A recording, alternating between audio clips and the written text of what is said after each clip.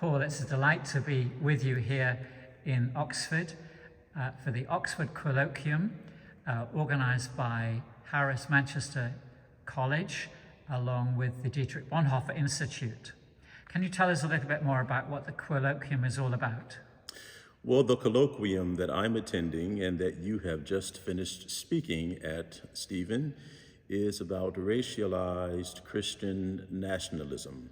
And many don't understand what we mean by that term, particularly when we put racialized in front of the term Christian nationalism. But this is the topic, and I'm hoping that as we continue with this conference, that it will become crystal clear that the Christian nationalist narrative tends to be one that is sectioned along the lines of race.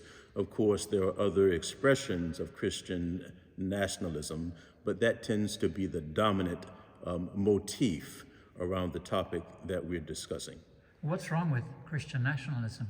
Christian nationalism is an ideology that seeks to essentially blend religion with government, and it seeks to establish a rule of Christendom over policies that dictate and determine how everyone should live, whether or not they happen to be a Christian or whether or not they happen to be religious.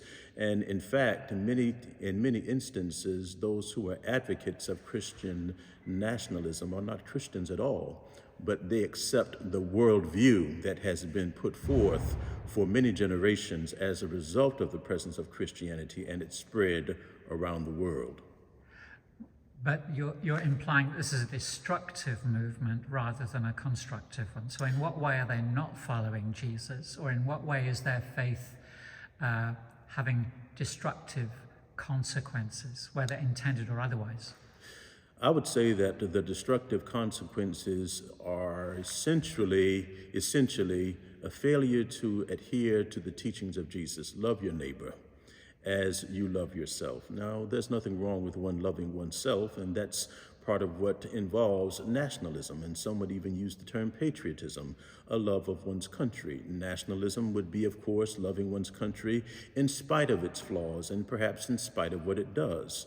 But to ensure that there is justice and equality for all, the Christian aspect of it, or the Christian narrative that guides and shapes and dictates how we live and what rules are set, what laws are passed, that tends to be very problematic. And it tends to be born, as we've said during this conference, out of a great degree of anxiety and fear that tends to be housed within those who look for a white narrative to shape the world as it becomes more diverse, more pluralistic, and provides greater opportunity for those who are not white and Christian and also male. A number of the speakers that I've heard today have spoken of Christian nationalism in the context of American history. Can you elaborate on how you would perceive Christian nationalism as having a very destructive impact historically in the United States? Those who we would call the founding fathers, many believe that they, even though they were deists, many believe that they were Christians, and therefore they founded this nation based upon Christian principles. But they were also enslavers. And so you see this unholy alliance between a biblical tradition and a slaveholding religion, which is deeply problematic because many don't want to let go of that dual narrative that subjugates certain ones beneath a hierarchical expression of superiority from those who are white. And presumably it also had a dimension in relation to the Native Americans as well. Absolutely. We talked about the Trail of Tears. We've talked about Andrew Jackson in 1832, who was responsible for the Trail of Tears. We talked about various ones, even in the West. One Reverend Shivington, I believe, who was chiefly responsible for the atrocities that were committed against the Arapaho people. And so these are deep concerns that we have, not just for African Americans and the issue of slavery, but for the deception that this nation has engaged in, not saying that this is where we are today, but certainly this is part of history. and many don't want to hear that history and learn that history in order to become a better people, a better nation. But we're aspiring in this conference to achieve something that is greater, that has the potential to lead America down a path of true and rich democratic faith that guides us towards God, but does not mandate and institute within law that requirement. As slavery was abolished, how did Christian nationalism evolve or mutate, if you like, in American history, more recent history? That is a very interesting question regarding the mutation of Christian nationalism. Many of our religious leaders were Christian nationalists, and as slaveholding became less of a thing, less acceptable, less palatable, then the rights of more immigrants and more people of darker hue came to prominence. And that became problematic post-World War II for many, particularly as we began to provide greater opportunities for financial or economic stability. That meant integration, that meant inclusion in places where African Americans and certainly immigrants and even women had been excluded.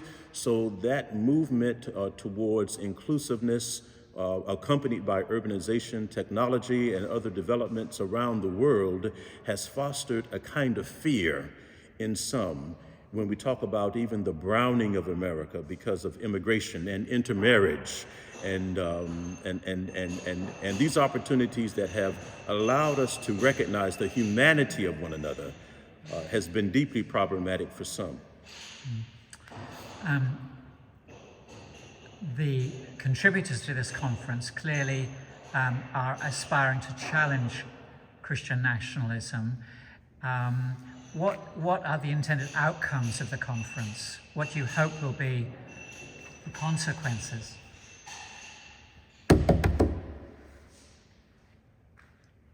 What do you see as the consequences or aspirations of the conference? I would say the aspirations of the conference, first of all, are to have a nucleus of scholars and leaders understand the issue, understand its importance, listen to varying perspectives and dimensions of the problem, and then begin to set about the task of defining steps towards solutions. We've talked about this during the conference and in private table talks, but I would say the next steps have to be expanding this network of inclusion for those who are not necessarily within the scholarly community, but within the religious community and in the civic community as well. So these would be some of the initiatives. We've heard sermons, we've heard history, we've heard cultural expressions of music and song. We've heard presentations about psychology and psychoanalytics to help us deal with the problem. We've heard from moral philosophers. We've heard from just about every expression of society that one might think of. Now the outcome must be, how do we move all of these elements together in a structured way with an action plan to address these issues and even influence our elected officials to see the dimensions of the problem and how it's connected to various forms of extremism and violence that we see happening here in the United States with bombings of churches and mosques and temples and even nightclubs and places of association, and not just here in the U.S., but also in venues like Turkey and Hungary and Brazil, where we see various expressions of Christian nationalism taking hold of the lives of the people and how they live their lives absent from the notion of liberty and freedom. So is the issue Christianity the problem, or nationalism, or a mixture? I don't have a problem personally with nationalism. I believe that one can love one's country in spite of its flaws and be proud of one's country.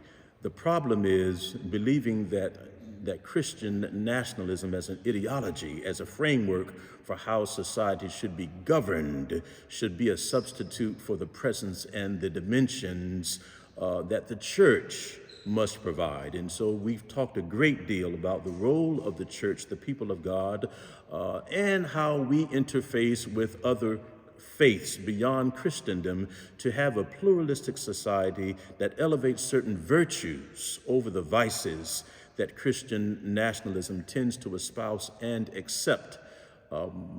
It's a very interesting conversation that we've had regarding whether or not these two can be separated from one another, but I believe we've done a great job so far in trying to achieve those aims. And again, the goal in the future must be to expand this conversation and to ensure others understand it so that we can be effective in action planning. And the colloquium has been sponsored by the Dietrich Bonhoeffer Institute. Where does the DBI come into this? The Dietrich Bonhoeffer Institute is certainly the main planner, the main organizer of the event. The chancellor is a good friend of the founder of the Institute. Dr. Van Guyten has roots in the AME Church and the Church of God in Christ, and he's somewhat more independent now, but he's a brilliant thinker and scholar. Both Rob and Dr. Van Guyten have worked with Vote for Common Good as well as the Urban Renewal Society in dialogue with various ones here at Oxford, and thus we're in this venerable institution that we're so proud and happy to be associated with as an institute. Thank you. And lastly, if folk listening to this interview would like to know more about the Dietrich Bonhoeffer Institute, where should they go on the internet? Well, they may navigate in their web browser to tdbi.org. That is the Dietrich Bonhoeffer Institute.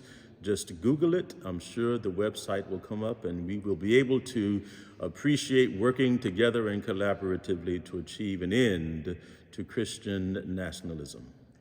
Thank you very much, Paul. Thank you.